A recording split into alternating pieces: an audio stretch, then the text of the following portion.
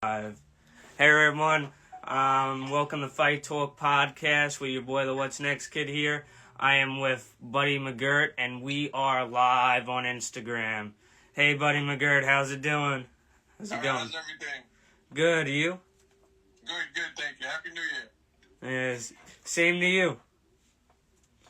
So let's get into it. What's your favorite memory from your time as a professional world championship fighter? My greatest memory? Yeah. Wow. My greatest memory, I just gotta say, man, everything about it. Just like, winning my first world title was big. Coming home to Long Island, being the first world champion from Long Island. And, I just got to say everything, man. My whole career, it was all a blessing. It was all a dream come true, something, that I dreamed of since I was 12 years old, and going through the grind, the bumps and the bruises, the ups and the downs. But it was all a learning experience, and, I really enjoyed it, man. Sounds good. I like to hear that kind of stuff. I love hearing people's stories on my podcast. Go ahead, I'm sorry. Yeah, looking back, is there a moment you would change in your career? You know what? I thought about that, and if I did, I wouldn't be where I'm at now. That is true. You know what I mean? I already raced it, and we all say we would have made changes. We would have done this, could have done that, should have done that. But at the end of the day, you look at all you've been through and where you wind up at now, it helped prepare me. Everything I went through helped prepare me for this. And who would you say were the toughest opponents you faced? Okay, the toughest person I fought was Frankie Warren, the guy that won my first world title from. He was the toughest. Hands down, he was the toughest. The smartest fighter I fought was Sal Mamby. Okay. And the best fighter I fought was Pernell Whitaker. Okay. And tell me about when you won the IBF World Championship. I can say that in that fight, I had to mentally go to a zone that I can't really explain. You locked in. In order for me, yeah, but I had to go to it took me about a week to come down. Okay. To be honest, I mean, it was like that guy pushed me to that limit.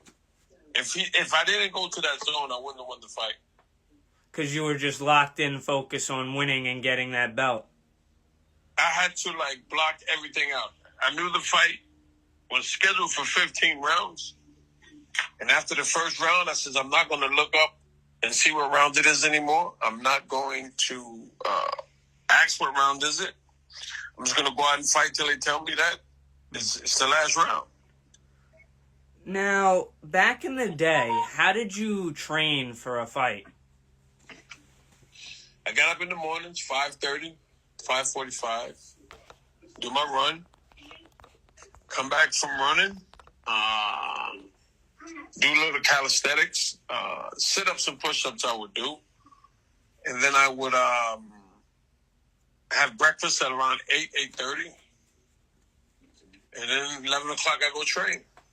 Okay. And now tell me about when you won your WBC World Championship. That was great in the sense because I was a 10-1 underdog in that fight. And I was coming back off of an injury, and no one gave me any chance. And I was fighting the best guy in the welterweight division at that time, Simon Brown, who was knocking everybody out. But and I was coming back from my bicep tendon injury, so not too many people gave me a shot. But I knew in my mind that I had him. Yeah. And currently you're a boxing trainer now. Tell me about some of the professional fighters you're currently training. Oh, right now I have, I'm in the UK right now with Callum Smith. Okay. I have a kid named Ziad Al-Mayoof. I have a kid named Nada. I can't pronounce Nada's last name. I have a kid, Jordan Flynn. I have Frank Martin. And to name a few. Frank Martin just fought in December. He fought in where was the fight in Dallas, Texas, and he scored a beautiful knockout, and it's up for knockout of the year. And now we're just pushing along, and there's a couple other guys. I got quite a few fighters from the UK. Now, tell me, how do you train these fighters? What do you tell them to do specifically? Because I know each fighter themselves is different in their own way. Right. You have to it's different. Like you say, everyone's different. So every workout, mentally and physically for me is different because you got to work on different things with each guy. Okay. So like when I'm done in the gym, like when I'm in my hotel relaxing, I'm thinking about what each guy's going to do the next day. Yeah, you want them to be ready for their next fight going out there. It's not even that. It's things that I want them to work on to make them better fighters. Now tell me about some of the stuff you have them work on. It depends. It really depends, because everyone has their own different weaknesses, different strengths. Some of them, a lot of it's mental, more than physical. It's a lot of work. If you love your job, it's a lot of work, and it tires you out a lot mentally. Now, when you see them doing something bad, like creating a bad habit, what do you do to prevent that from getting worse? I stop them right there, and I'm a pain in their ass until they get it right. I tell them I want them to hear my voice in their sleep. Yeah. So, what advice, if you could give one piece of advice to up-and-coming fighters, what would it be? To understand that this is not as easy as it looks and seems. It's a lot of hard work, a lot of dedication, a lot of, you could be training for a fight. I'll give you an example. I'm here training a kid for a fight, and he's been busting his ass for the last 6 weeks. And a guy in the main event got injured, and they called the whole fight off. The whole card. Yeah. He's been training, he was ready, he was just reaching his peak, right? Yesterday. And then he called me last night, and I was like, what's wrong, man? And he told me that the whole show was off. So shit like that happens, but you can't get discouraged. You just got to keep pushing along. It happens, I believe that everything happens for a reason. Now, tell me about back in your day as a fighter and your mind state. Like, how was your mental state before a fight? Well, before a fight,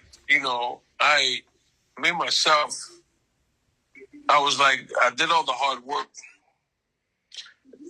So now it's just time to put it together on fight night, like say for fight week, for instance, I was just in my zone. But I always stayed in my room. I would come out to eat or to work out. But other than that, I stayed in my room. And I just had this policy with everybody in camp around me. And I would tell them, don't ask me 2 questions. Don't ask me how I feel. And don't ask me, am I ready? Okay. And now... Don't ask me those questions. So tell me about the discipline you had, because it sounds like you had a lot of it, getting up at 5 a.m. training, going to the gym, and working out through the whole day. Okay, I'm going to tell you we don't work out through the whole day now. But I'm going to give you an example. When I first turned pro, I was in high school. I turned pro in high school. I was a senior in high school. And I'm going to tell you what my day was like. I would get up at 5 in the morning, run, go to school at 7:30.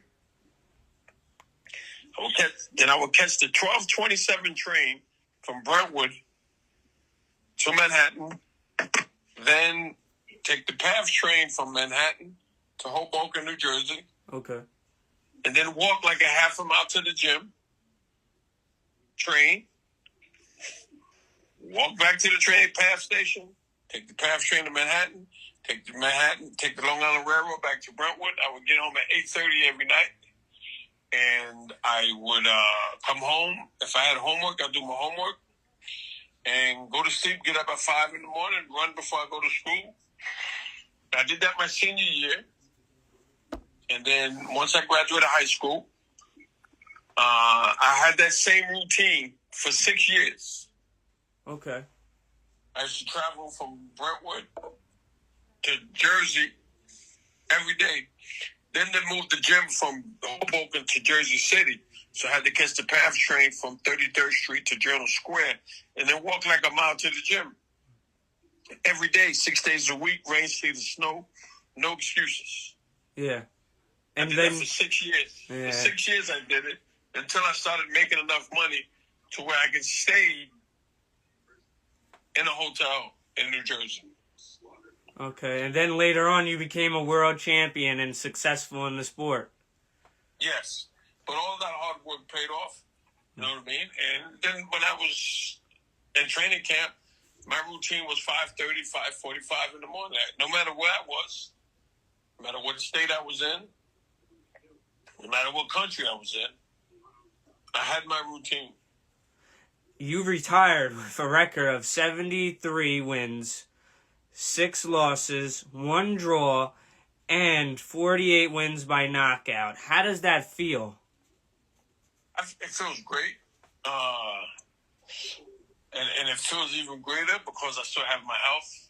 I mean, my joints hurt, don't get me wrong, but I still have my health and I'm still able to get up, train fighters and be myself and enjoy life. So, I mean, listen, I have no complaints. I was blessed. And, I'm still here, man. I mean, this Saturday is my birthday. Well, happy birthday. I'll be 62 years old. And that would make it me being in this game 50 years. Yeah. I started on my 12th birthday, January 17th, 1976. It was a Saturday, the day I walked into a boxing gym. And this Saturday will be 50 years that I started boxing. Well, tell me, how did you first get into boxing? That was in my neighborhood in Brentwood. There was a place called the Brentwood Recreation Center. And after school, you can go there. They had basketball. They had, like, ping pong, all kinds of stuff. And I used to go there, and everybody in the neighborhood would be there playing basketball. I mean, the place was, that place, I can honestly say that place really changed my life, to be honest with you. Just being there, watching these guys from my neighborhood playing basketball. And then downstairs, they had a weightlifting program on Tuesdays and Thursdays. But they had professional boxers boxing in the same room as the weightlifters. And one day, a friend of mine named Gabriel, he asked the guy, Gene Moore, he goes, "Hey, when you going to have boxing for kids?" And the guy says, "This Saturday. But you got to be 12 years old." I was like, "This Saturday?" He goes, "Yes, the 17th. So the 17th of January is my birthday, and it was my 12th birthday, man. And that morning, the day before, I said, "Mom, I want to join boxing, tomorrow at the rec." And she said, "Okay," but I was raised Catholic. So my mother says, "Well, you have religion today. Tomorrow. Religion's over at 11. And I says, I'll walk from the church to the rec center, and then I walk from the rec center home." And she said, "Okay." And I was in religion that morning, just excited, And then when it ended, I walked to the rec center, and the rest is history. And tell me more about the current fighters you're training, like Callum Smith, Frank Martin. because those are some good fighters. Oh yeah, and they got good work ethic. And I'm a pain in their ass just like I'm in pain in everybody else's ass. But that's my job. My job. We can laugh and joke, but at the end of the day, we got to get down with the nitty gritty. You know what I mean? Now, do they have any up and coming fights? Well, Frank just fought. Callum fight was postponed, so they don't know when it is. They're waiting for a date. But I have another kid that's here. He's fighting in New York at the Garden on that card on the 31st. So I'll be here one more week, and then I go to New York. Okay. And with Callum Smith, how is his training? Oh, good, man. Callum works hard. They all work hard, man. I got him, Frank Mondale. They all work hard, man. Now, I'm sure if they didn't work hard, they would be out because you seem like the type of coach to only accept A-personality fighters. It's not, what? I like a guy with good work ethic, Yeah.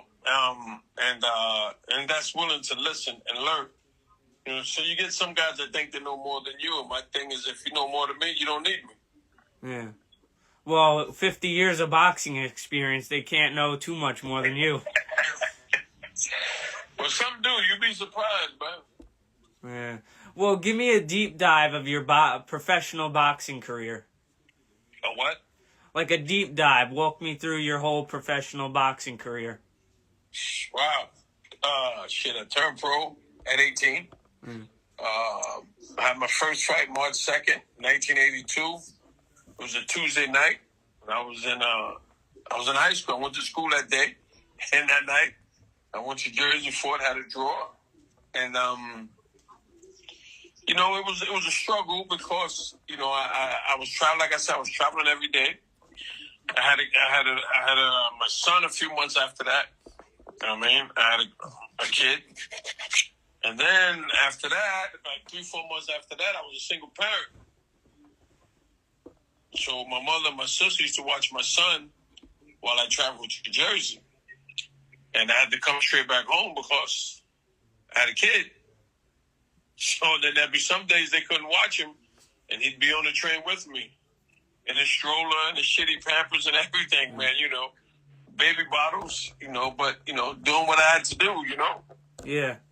And, like I said, it was all a learning experience. And then,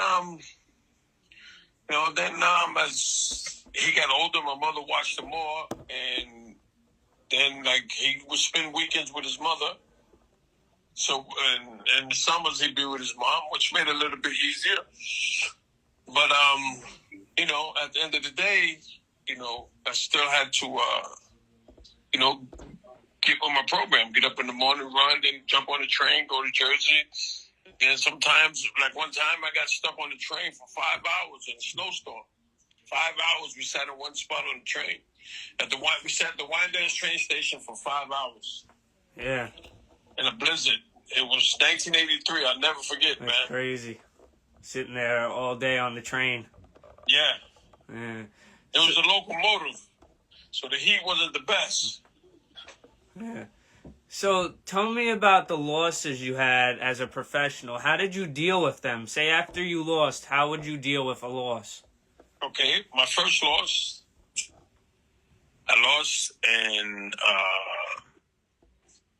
I walked to the hotel from the arena by myself.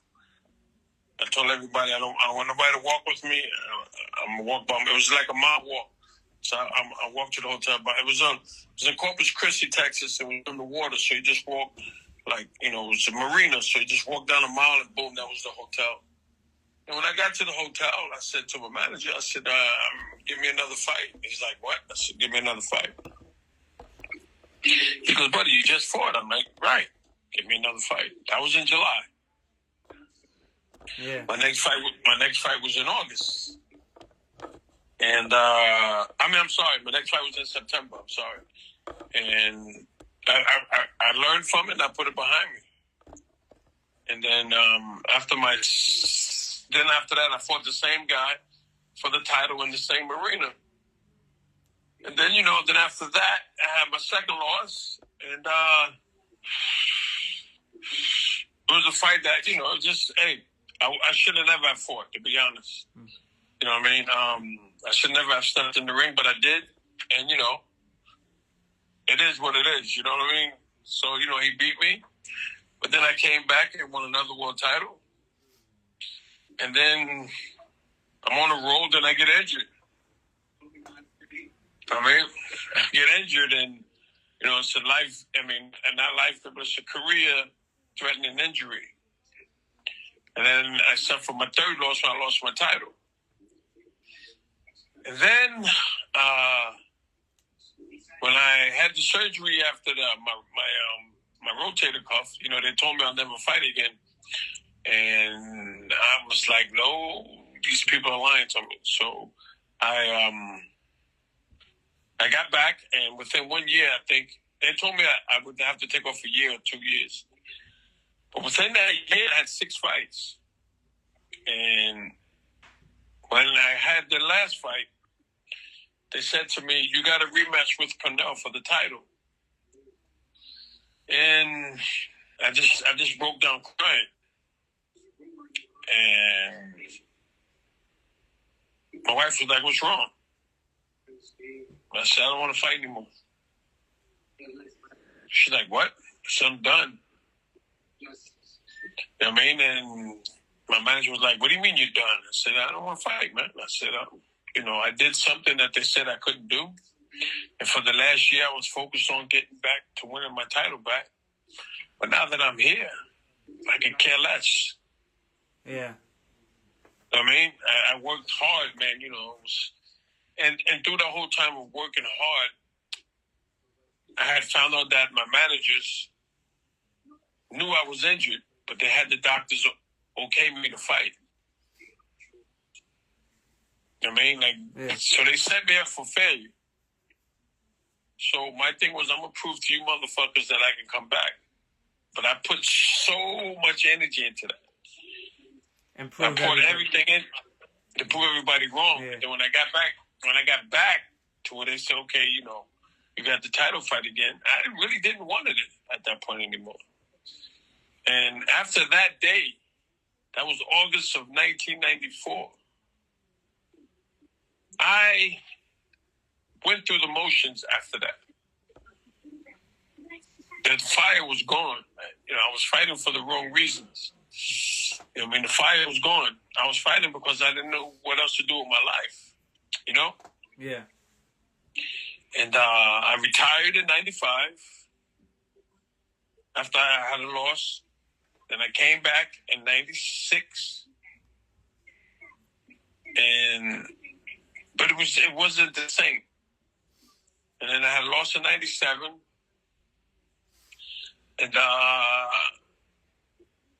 they offered me a big fight, you know, a decent payday to fight in Canada. So I went to Colorado Springs to train for the fight. And one morning I was running around the lake. There's a lake in Colorado Springs where everyone runs around. And I stopped. So my friend's like, what's wrong? I said, I'm going home. He's like, what? I said, I'm going home, man. He goes, what do you mean you're going home? I said, I don't want to do this shit no more, man. I says, listen. I said, it's 8 o'clock in the morning. He says, yeah, and? I says, normally at 8 o'clock, where are we at 8 o'clock in the morning? He said, breakfast. I said, that's my point. It's 8 o'clock in the morning. I'm just starting my run. I says, where am I going, man? I says, I'm done.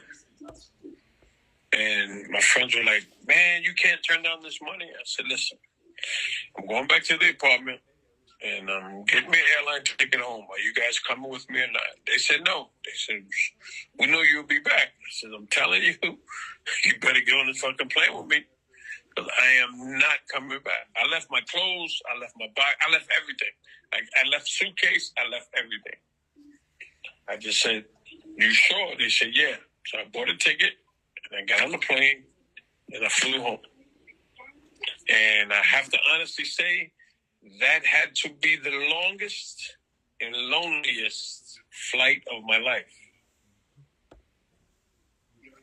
Because I'm flying home, not knowing what I'm going to do with the rest of my life at the age of 33. And the day you retired from boxing, did you miss it after that? I always miss it. I'm gonna always miss it. To this day, I miss it. But what I missed most was training. Okay. I miss the happiest times of my life was in training camp, man. Because I had to deal with people's bullshit. I had peace of mind. And I was in my own world, man, you know? And, you know, I should look forward to getting up the next morning, running, going to the gym. You know, it was my childhood dream, man. It's something, you know, when you get a chance to do something that you've dreamed of since you was 12 years old, it's unexplainable, man. And this is something that you know, boxing was something that I lived it, man. I mean, the one person who really knew was my mom, because she used to watch me. She used to be like, boy, I mean, I used to walk about half a mile to a drugstore, right? To read the boxing magazines they had on the shelf, because I couldn't afford to buy them. I just to sit, and the man in the drugstore would not bother me. He would let me read the magazine. He would not bother me. And I would read the magazine, put it back on the shelf, and walk back home. I couldn't afford the magazine. And then I used to go to the library in town, and I used to take out every boxing book possible and just read them over and over and over and over. And one day, I ripped some pictures out of the thing, and I took the book back, and they didn't say anything when I went back a week later to take out the same book again. So I ripped some more pictures out of fighters and took the book back. The third time I went back, as soon as I walked in the library, the librarian called me to the desk. And she reached behind, she grabbed the book, and she handed it to me. And I was like, yes. She goes, take the book home and keep it. And she said, good luck to you in your future. She let me keep the book, man. Yeah, that's awesome. I guess she got tired of seeing my fucking face. It's like, I was 12 years old, man, you know? So, you know, you read about these fighters in training camp, you know, and we had a VHS, and, you know, that was rare, but, you know, we had, you know, man, and then I would get tapes and watch them, and I was like, yo, I want to do that one day. And then to be able to live it and be successful, it's the greatest feeling in the world, man. Yeah. I mean, it's the greatest feeling in the world, man. And so, you know, I always think about that. So that's what I'll always miss is going to training camp. That was like the favorite part of my life, was going to training camp. And tell me about your amateur background. I didn't have to, you know, when I boxed amateur, there wasn't all these rules they have now. Yeah. So, like, my first fight was February 21st, 1976. I fought a kid named Ricky Randazzo. He was from Center Reach. And we fought a draw. You know? And, you know, so they didn't have, like now, you know, you got the AAU cards, you got this, you got that. And back then, there was no amateur scales. You call a gym, and they say, I got a 70 or 75 pounder. He's 12 years old or 13. Boom, we got to fight. And that was it. You got to the fight. And they said, this is who you're fighting. They never checked your weight. They didn't have no card. And you got in the ring, and they used to smoke in the arena, and you fought. But it was the best because, you know, you fought. You fought the best, man, and you know, man. And they look at each other. You walk up to the trainers that bring you to the front. They say, "Okay, how much you weigh? 70 pounds. How much you weigh? 75. Boom, we got to fight. Bam, that was it." In today's amateurs, people like kind of pick their opponents now. Oh my God, it's. I don't even watch amateur boxing anymore. And the 8 counts are like so fast when say if you get hit with a hard punch, like back in your day, you get hit with a hard punch in the amateurs, you could go all day long, but now today, they'll either stop the fight or give an 8 count right away. Hey, when I was an amateur, headgears were optional. Headgears were optional, man. You can fight in your sneakers, you know what I mean? I fought in my sneakers the first couple years of my boxing career. I didn't have no boxing shoes. Couldn't afford no boxing shoes. I fought in my Converse sneakers, man. You know what I mean? Yeah, and the decisions today aren't too good either. Nah. Yeah. Nah, it's too much politics today. Because, like, if you ever go to the amateur fights and you're just, like, watching a fight, like, the whole crowd's rooting for this one guy, but this guy just beat that guy's brains in, and then they say, blue corner. Yes, exactly. Yeah. It's too political, man. It's not the same, man. And that's all the questions I have for you. I was wondering, did you want to add anything else? Nah, man. What I got to say is, to all my fans, thank you for the love and support, man. All right, and that's all the questions I have for you. I would just like to thank you for coming on. All right, champ. Be good, man. Have a good one. All right, I'll see you. All right, everybody, that was Buddy Mcgrit. That was an interview with Buddy Mcgrit, former boxing star. And that's it on Fight Talk Podcast with your boy, the What's Next Kid. Make sure to follow me, _what's_next_kid_. See y'all later.